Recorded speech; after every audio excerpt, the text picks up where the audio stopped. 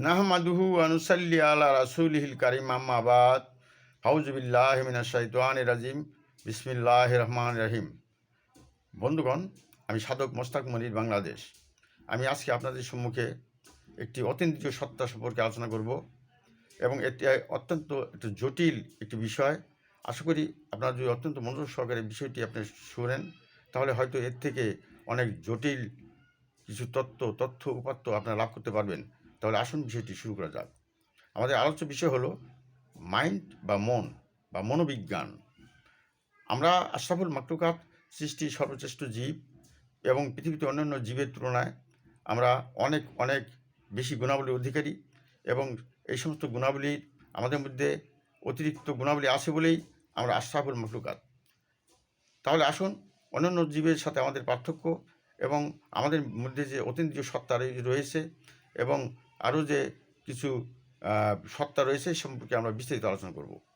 প্রথমে আসুন মন সম্পর্কিত আলোচনা করার পূর্বে প্রথমে আমরা আসি যে মানুষের ব্রেনের যে দুটি পার্ট আছে। একটি হলো বাম পাশের যে ব্রেন, সেই ব্রেনে সবসময় পজিটিভ চিন্তা করে, আর ডান পাশের যে ব্রেন, এটা সবসময় নেগেটিভ চিন্তা করে।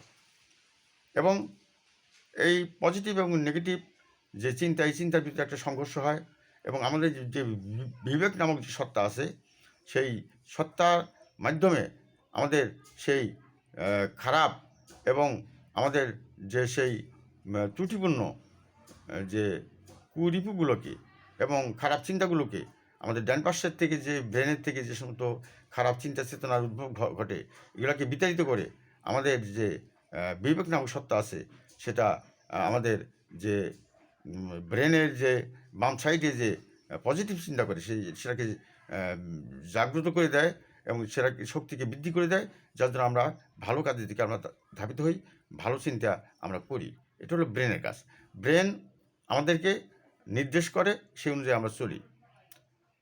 এরপরে আসেন হার্ট হলো হৃদয়, যেটা আমাদের বাম স্তনের নিচে আছে, এবং এই হৃদয় থেকে আমাদের সকল প্রকার সুকুমার বৃত্তিগুলোর বিকাশ ঘটে। যেমন আমাদের প্রেম, ভক্তি, ভালোবাসা, স্নেহ, মায়া, মমতা এবং বিভিন্ন ধরনের আবেগ অনুভূতির উদ্ভব ঘটে আমাদের এই হৃদয় থেকে, আমাদের হার্ট থেকে। এরপরে আসেন এর চাইতেও অতীন্দ্রিয় সত্তা রয়েছে, যার নাম হলো মন।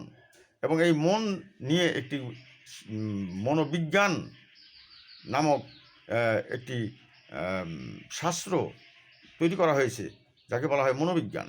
কাজে আমাদের মানুষ অন্য প্রাণী এবং মানুষের মধ্যে সবচেয়ে বড় পার্থক্য হলো যে মানুষের ভিতরে বিবেক আছে, অন্যান্য প্রাণীর ভিতরে বিবেক নাই। মানুষের ভিতরে মনের বিকাশ আছে, অন্যান্য প্রাণীর ভিতরে মনের বিকাশ নেই। তো আমি একটা কথা বলে রাখি, আমরা ব্রেন সম্পর্কে বললাম, আমাদের হার্ট সম্পর্কে বললাম, কিন্তু এই সমস্ত আরও তো অন্যান্য সত্তা আছে, এগুলার উপাদান আছে, এগুলোর চেয়ে ঊর্ধ্ব স্তরের যে অতীন্দ্রিয় সত্তা, সেটার নাম হলো মন বা মাইন্ড।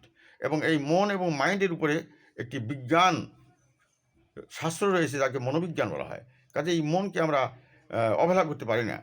কাজেই এই একটি কথা আছে যে এই মানুষে আছে মন, তার বলে মানুষ রতন। কাজেই যার মন আছে সেই মানুষ, যার মন নেই সে মানুষ নয়, সে একটা জীব মাত্র। কাজেই আমরা মানুষ, আমরা আশরাফুল মাখলুকাত, আমাদের মন আছে, আমাদের মনে বিকাশ আছে, এবং এই মনের অর্ডারেই আমাদের ব্রেন কাজ করে। তো কাজেই মনের যে শক্তি, এটা সবচেয়ে বেশি, এবং মন এই বিশ্ব ব্রহ্মাণ্ডের সবচেয়ে গতি সম্পন্ন একটি সত্তা, যা এই বিশ্ব ব্রহ্মাণ্ডে নেই, কিন্তু আমাদের মানুষের মধ্যে রয়েছে। সেই সত্তাটির নাম হলো মন বা মাইন্ড। কাজে আমাদের এই মনকে দুই ভাগে ভাগ করা যায়, একটি হলো সুমন, একটি হলো কুমন। আমাদের মধ্যে যে সুমন রয়েছে, সেটা আমাদের যে ব্রেনে সুচিন্তা পাঠিয়ে দেয়, এবং যে ডিরেকশন দেয় ব্রেন, তার অর্ডারে কাজ করে মাত্র। তো কাজেই আমাদের সুমন ভালো কাজ করার আদেশ দেয়, ভালো চিন্তা করার আদেশ দেয়, ভালো অনুভূতির আদেশ দেয়, ভালো কল্পনার আদেশ দেয়। আর আমাদের যে কুমন, সেটা মন্দ কাজের আদেশ দেয়, এবং মন্দ কাজ, মন্দ চিন্তা, মন্দ ভাবনা, মন্দ কল্পনা এবং খারাপ আবেগ অনুভূতির জন্ম দেয় আমাদের এই কুমন। কাজে আমাদের কুমনকে দমন করে আমাদের মধ্যে সুমনকে জাগ্রত করে এবং এই সুমনের যখন আমরা ডেভেলপ করব, তখনই আমরা সাধারণ মানুষ থেকে অসাধারণ মানুষে উন্নীত হতে পারবো। তো সুতরাং আসুন আমরা আমাদের মনের যত্ন করি এবং আমাদের মনকে ডেভেলপ করি এবং আমার মনকে উন্নত করি এবং আমাদের এই উন্নত মন, এই উন্নত অতীন্দ্রিয় সত্তা, সেই সত্তাকে জাগ্রত করি। কারণ একটা কথা আপনাদের মনে রাখতে হবে, আমাদের দেহ একসময় মরে যাবে, আমাদের সব কিছু পচে গলে যাবে, ব্রেনও পচে গলে যাবে, আমাদের হার্টও নিঃশেষ হয়ে যাবে এবং আমাদের সমস্ত দেহের যন্ত্রপাতি সব কিছু নিঃশেষ হয়ে যাবে। কিন্তু এই মন নামক সত্তার কোনো দিনও নিঃশেষ হবে না। এর ধ্বংস নাই, এর লয় নাই, এর কোনো ক্ষয় নাই, এর কোনো মৃত্যু নেই এবং মৃত্যুর পরবর্তীতে এই মন আরও উন্নত হয়ে অনন্ত বিশ্ব সরাসরি বিচরণ করবে। কাজে আমাদের মনের সাথে সম্পর্ক রাখতে হবে, আমাদের মনকে ধরতে হবে এবং আমাদের মনের রহস্যকে উদ্ঘাটন করতে হবে। যদি আমরা আমাদের এই মনের রহস্যকে উদ্ঘাটন করতে পারি, আমরা যদি আমাদের মনের সঙ্গে যদি একটা সম্পর্ক স্থাপন করতে পারি এবং আমরা আমাদের মনকে যদি আমরা চিনতে জানতে পারি, তাহলে অবশ্যই আমরা অসাধারণ কিছু আহ, অবশ্যই আমরা লাভ করতে পারবো এবং মনের ডেভেলপের মাধ্যমে আমরা অতীন্দ্রিয় সত্তার মাধ্যমে আমরা এই অতীন্দ্রিয় জগতে আমরা বিচরণ করতে পারবো এবং আমরা চিরন্তন জীবনের অধিকারী হতে পারবো।